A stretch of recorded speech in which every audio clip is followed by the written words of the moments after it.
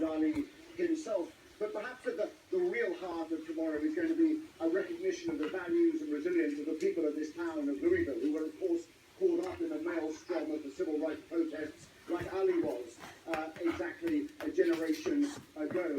And I think the key to that recognition is going to be this funeral procession that will pass through the town. They're going to pass the boyhood home of Muhammad Ali, the high school where he went, and down the avenue that is now named after him, Muhammad Ali Boulevard. So, in a very real sense, Tom, Muhammad Ali put this city on the Ohio River on the map, and tomorrow is about the people of this city repaying the favour.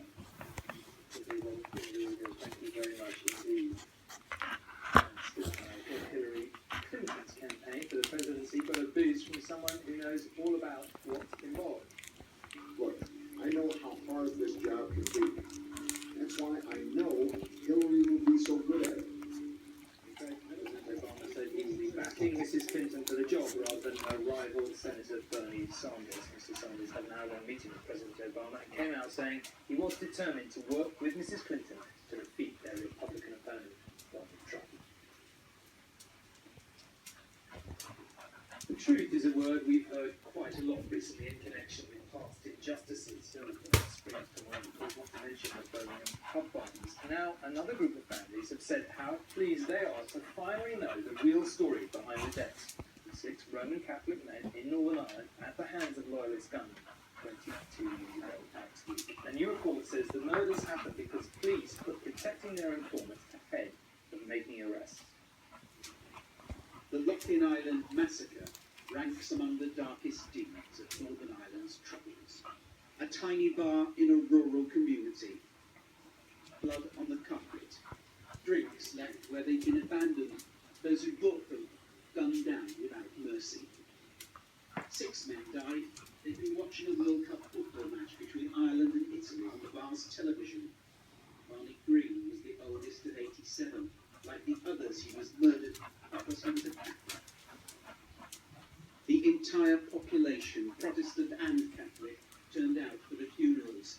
They have long believed that the loyalist paramilitaries who carried out the attack were protected by elements within the police. Today, an official inquiry said they were not.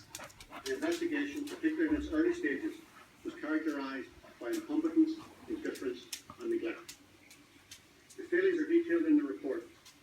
Of particular note is the catastrophic failure, in my view, to arrest suspects in a timely manner.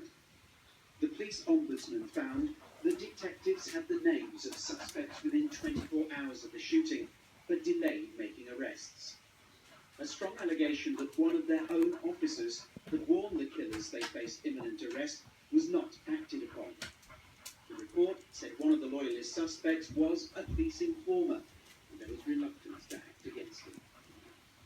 The Ombudsman said it was a time when the Royal Ulster Constabulary, Special Branch and military kept vital intelligence from each other, particularly if it compromised their informants.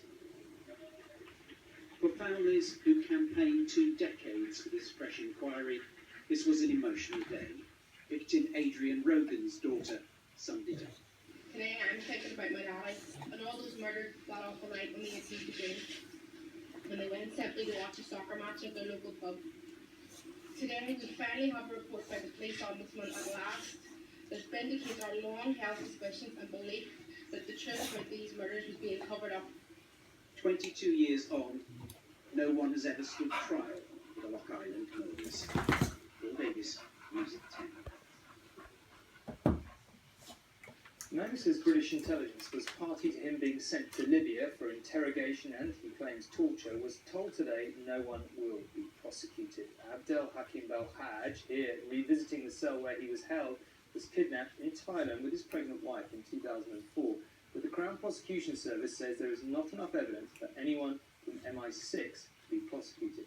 Mr. Belhaj said he was very disappointed. After last night's shootings in Tel Aviv, in which 4 Israelis were killed, their government responded today and committed more troops to the West Bank, where the 2 Palestinian gunmen came. The shootings were in the centre of